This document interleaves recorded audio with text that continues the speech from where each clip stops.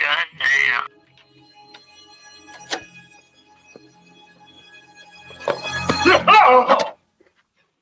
Where's the key? In my pocket. Not that key, the key to the cupboard with the weapons. You still wish me to throw it away? Yes!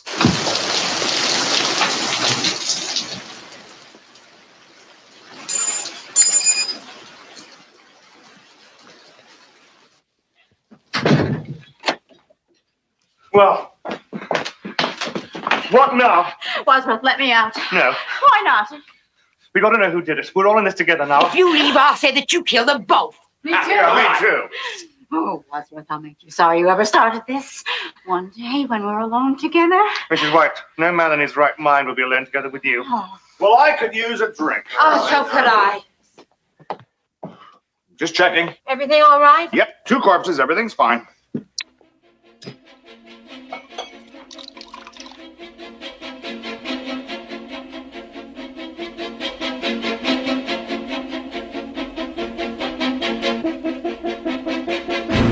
Hello, everybody, and welcome back to Clue the Movie Minute, where we break down the 1985 cult classic movie Clue, 1 minute at a time. Clue the Movie Podcast, that is. My name is Brad Gilmore, joined as always by, is it still the number 10? Number 10 in the top 10 on Screambox?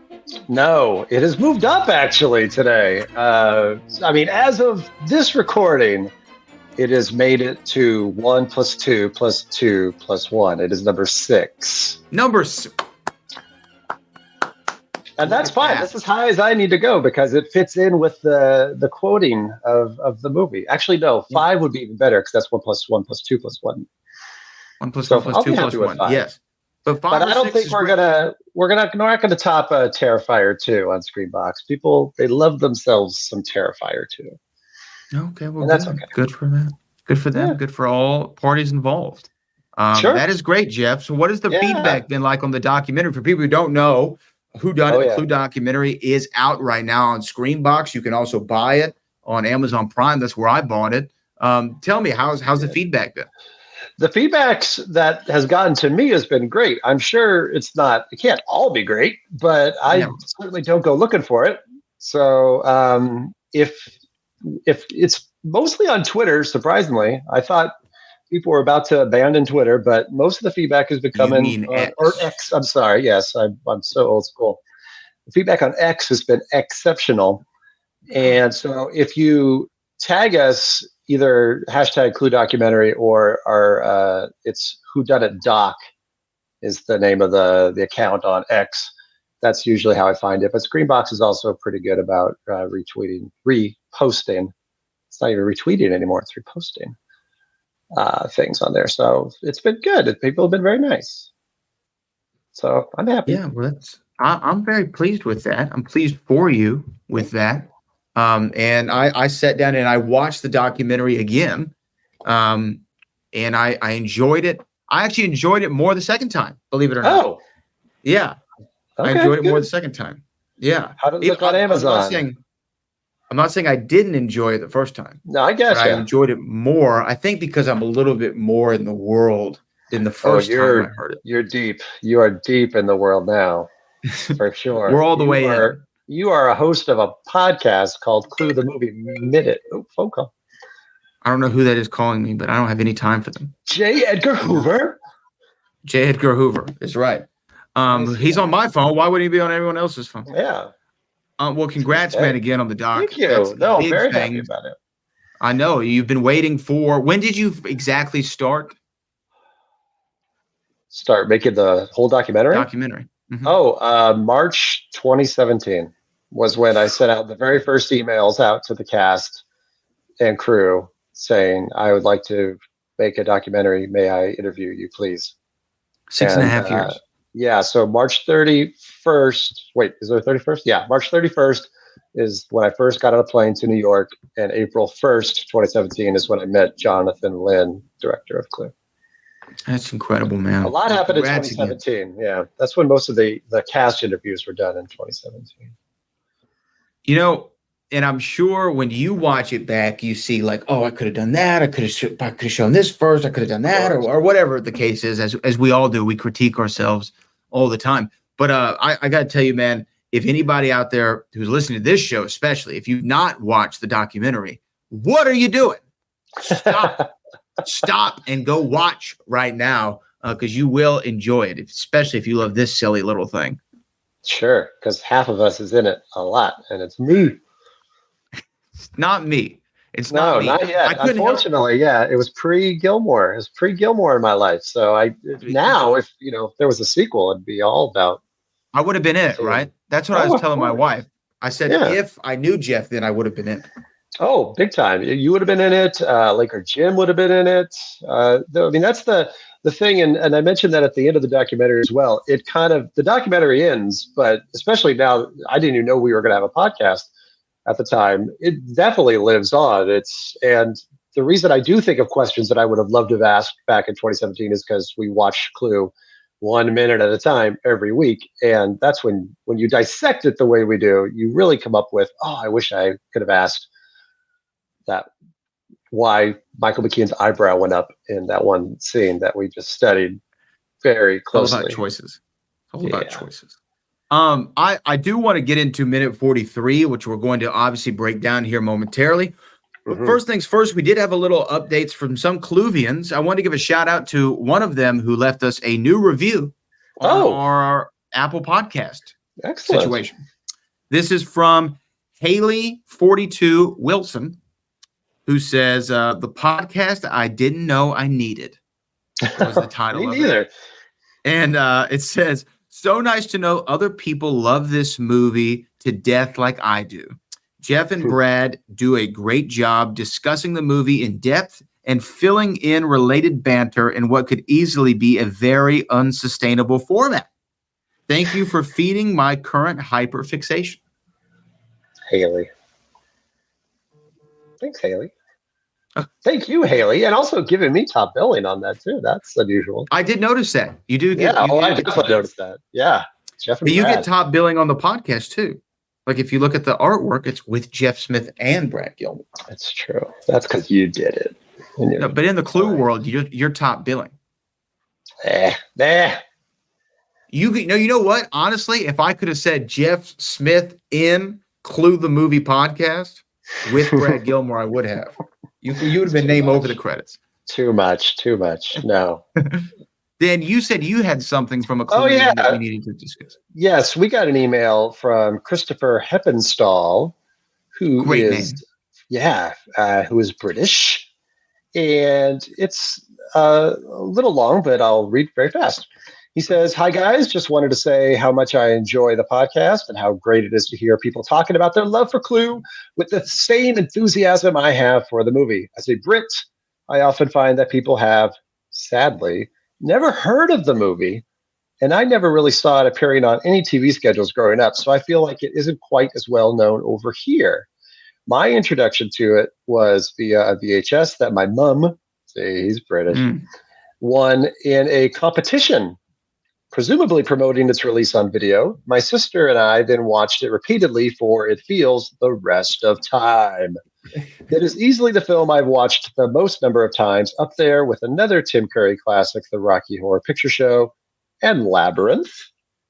I'm thankful that the decision was made to remove some of the more coarse language that was in the original draft scripts, as I most certainly wouldn't have been able or would have been given the option to watch it, as I was born in 1983. You mentioned a couple of episodes ago about the aspects of physical comedy in the film. These were definitely a big focus of ours as kids, as my sister and I would frequently act out those key sequences. Fall into my arms, the falling candlestick, the stunt collision at the top of the stairs, the ballroom curtain, the accidental shower. I wonder how they acted that one out, et cetera, et cetera. And quotes from the film feel like a part of my daily life almost. I know nothing about wrestling. We do talk about that a bit. I know nothing about wrestling, football, Fletch, or many of the other tangential topics. I like that word. You guys step regularly into. I like that we step into it. We do step into it. We step into some tangents. But I enjoy those parts of the podcast too. They all just tie into how, as a Clue fan, you find references and similarities all over. If I was forced to make a request for future discussion, it would be around the music of the film. The score is phenomenal and perfectly straddles the genres of comedy and thriller. The theme being an ideal example with that ominous 2-note introduction, which is later overlaid by a playful little riff. And the rest of the film follows suit. The music during the step-by-step sequences follow Curry's frantic retelling wonderfully, and I think the score deserves recognition. Thanks again for a great podcast. I look forward to hearing more. That's Christopher. Step by step, Christopher, or as us in the Step. Fletch world would say, bit by bit. Look at that. Brought Yes. that in. And So, I agree. John Morris' score is great. John Morris, mainly known for doing the scores for Mel Brooks movies. So, and I think the first credit he has is for doing the score for The Producers back in the 60s, which was Mel Brooks' first movie. And definitely honed that skill of doing a spoof kind of score. But if you hear it by itself, it just sounds like a very large version of a Frankenstein theme or a Western theme, or high anxiety sounds like Hitchcock music. And he definitely did the same kind of style with Clue, which definitely makes it seem timeless and not feel like a 1980s movie if it had a synth score, or if it did have a bit by bit kind of title song at the end by like Aretha Franklin or something. yeah, it wouldn't Rap like Dragnet. Oh no, Rap Like Dragnet. I actually would have been behind fully. It would be interesting. How would it go? I don't know. I'd have to actually put some thought to that one.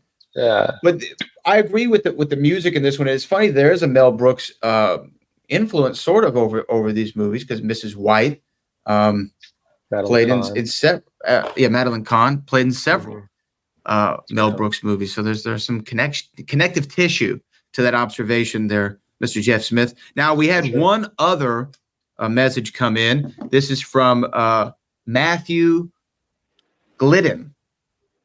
Matthew Glidden. Another solid name. We have a great Cluvian name base, by the way. Just like everybody's just killer with the name. Strong names. Given Tim Curry's key roles in Clue and Rocky Horror Picture Show, it's inescapable comparing the motorist's arrival to Brad and Janet, each asking at a castle-like home to use a phone after their car broke down.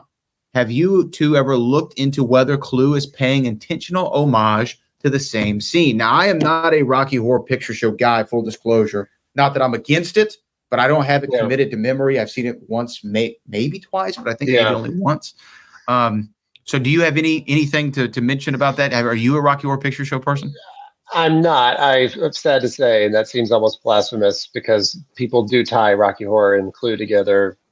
Usually one goes with the other, and that's just not the case for me, unfortunately. I was one of those people that learned who Tim Curry was because of Clue, and kind of went backwards and felt like I needed to see Rocky Horror because of my love of Clue. And I get it. It's fun.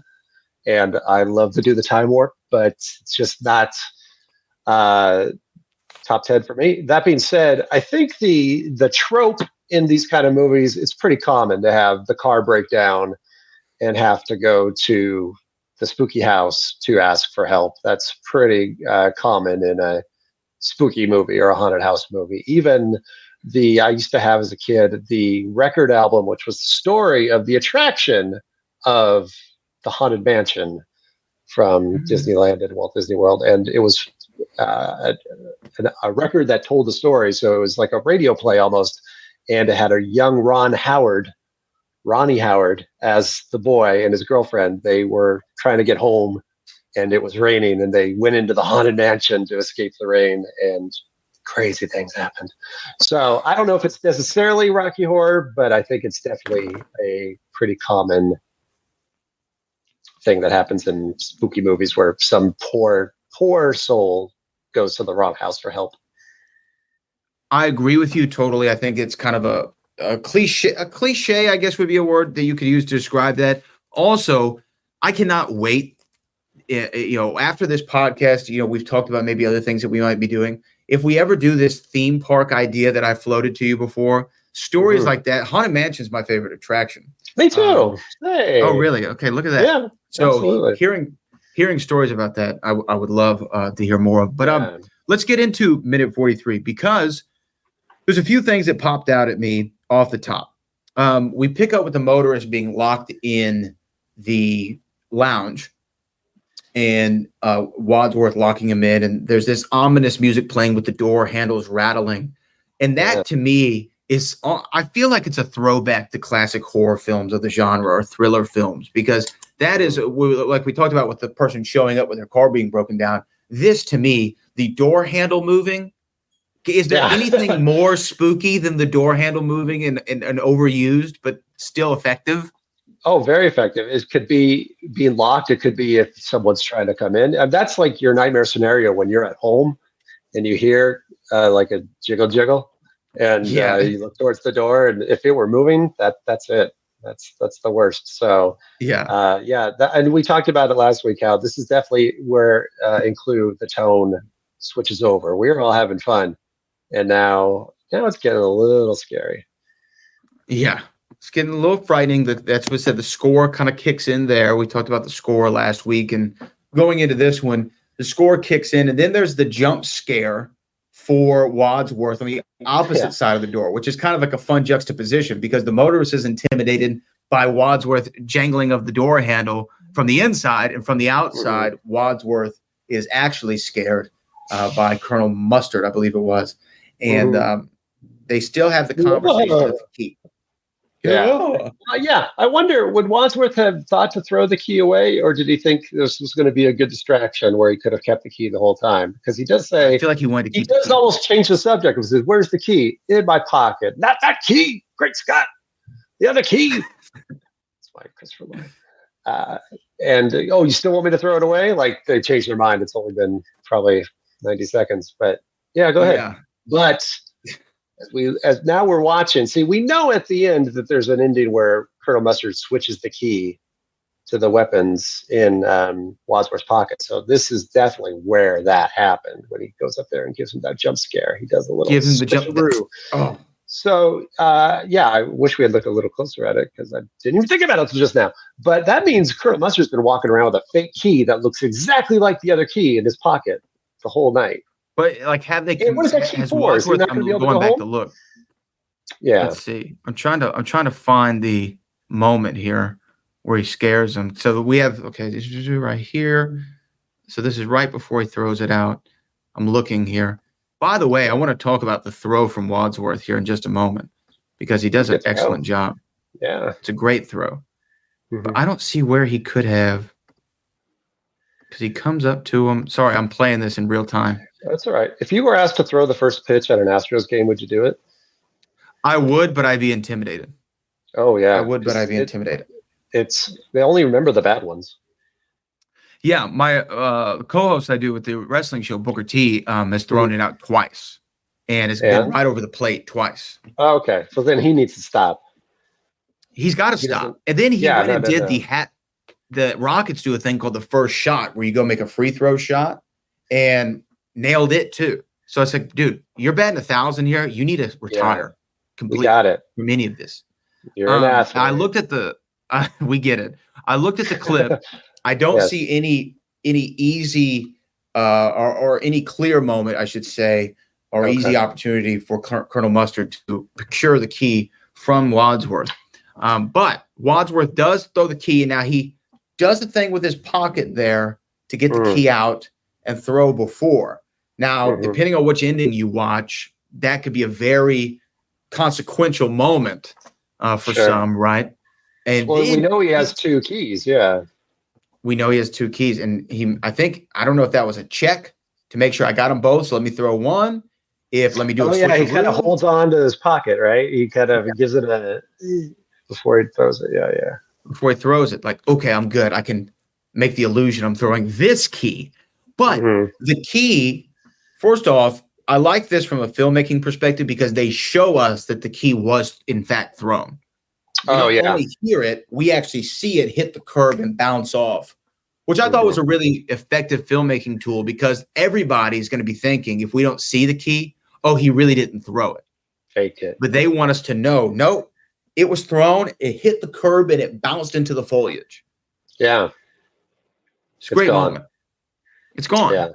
It's the shaving cream in Jurassic Park. It's gone. It's in the rain. It's in the bushes. It's gone. It's probably covered in mud by now. Yes. Now, to go back to theme parks, that's always a great touch they do in the Jurassic Park ride where they have the bar. We are already we're moving into the theme park podcast, everybody. We're getting there. We've been talking about doing a theme park podcast after this is done. We only have 45 more episodes of this to do. We're almost through, though. Then watch out. It's all theme parks all the time. All theme parks all the time. We'll have to think of a good name. That won't be that won't be the name. All theme parks all the time. Oh. This is then we see the key thrown. Then there's conversation between Mrs. White and Wadsworth. Miss White wants out of there. Wadsworth's like, I'm not letting you do it. Then everybody gangs up, right? And says on White, hey, if you leave, we're blaming the murders on you. And then she stays, which to me, I almost feel like exonerates her in my mind. Like, I don't want to be blamed because I didn't do it, so I'm going to stay. Right, yeah. If she were guilty, she'd say, go ahead. I don't give a damn. Right? And Mrs. White. I don't know why she waited for him to close the door before she decided to take off. She could have just... her car was right there. All their cars are parked super close. The door is wide open, and there's no one in the way. He closes the door. He locks the door.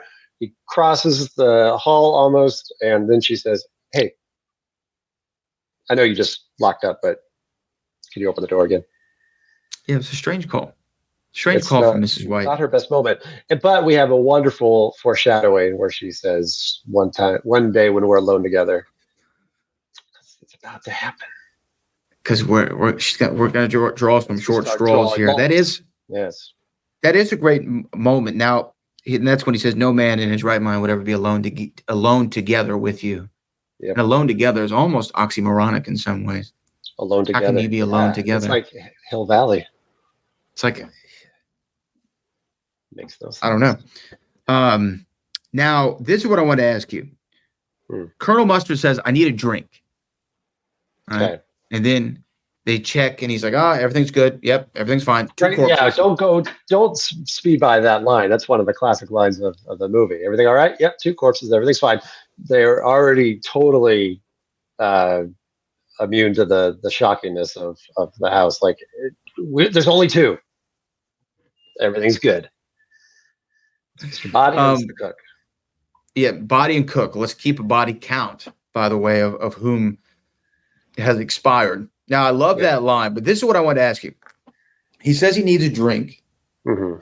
And then, similar to the key, where we just don't say, I'm going to throw the key and show emotion of it, we see the key thrown and bounced. Mm-hmm. The shot that this ends on is of them pouring a drink. Now, was this supposed to be, was this line in there of I need a drink and the shot of them pouring the drink, was this supposed to be for the poison brandy ending?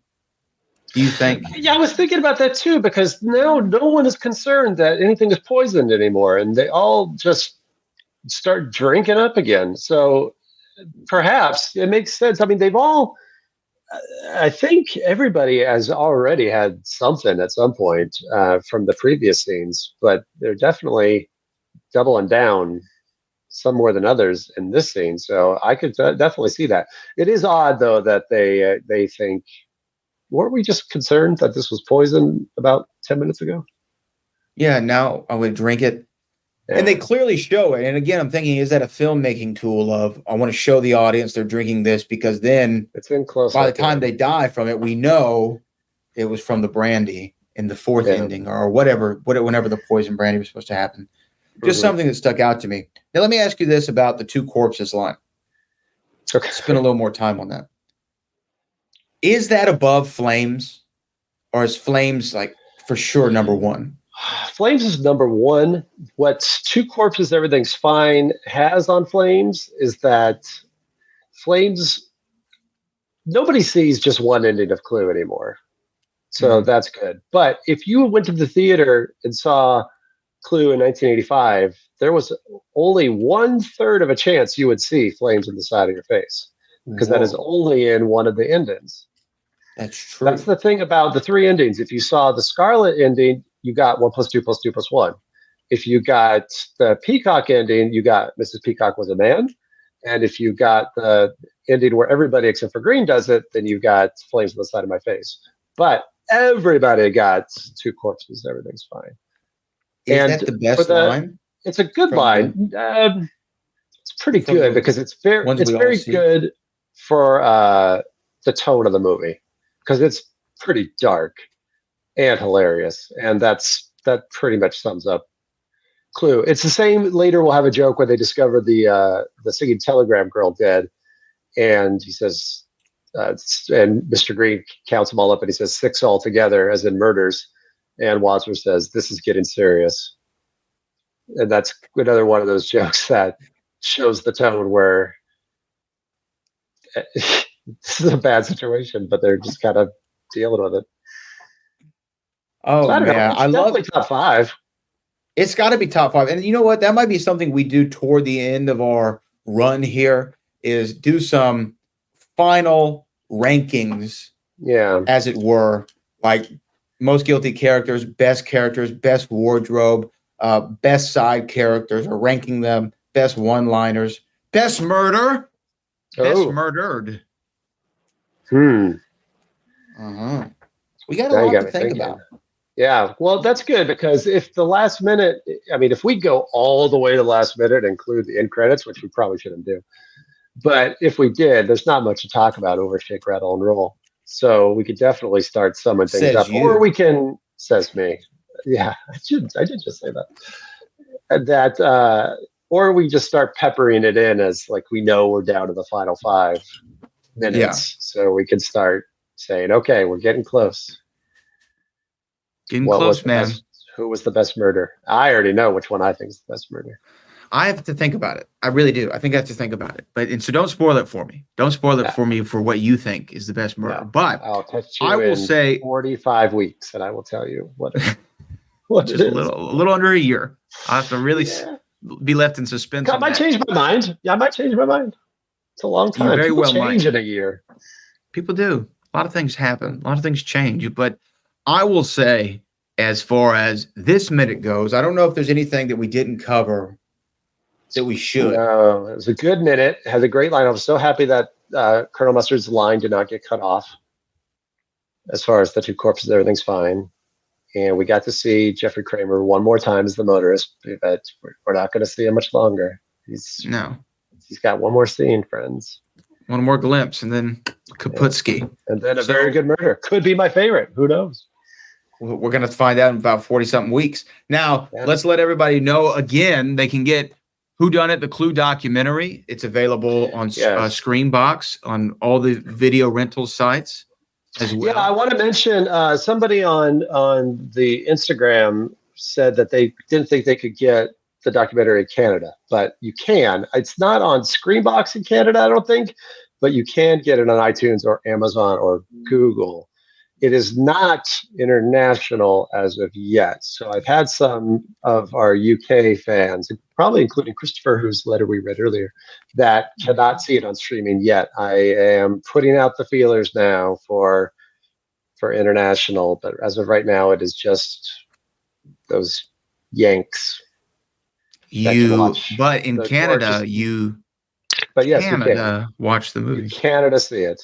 And that probably means you Mexican watch it as well. I know in Puerto Rico it's there, so I'm going to guess Mexico as well. I think it's it's North America. Yeah, you North American American watch this. Yeah, that's right. Keep saying it. It's funny. It's funnier every time. So that's Jeff Smith. That was. I'm Fred Gilmore. Still is. This has been minute 43 of Clue the Movie Podcast. We'll be back next week with minute 44. Until next time. Jiggle some handles.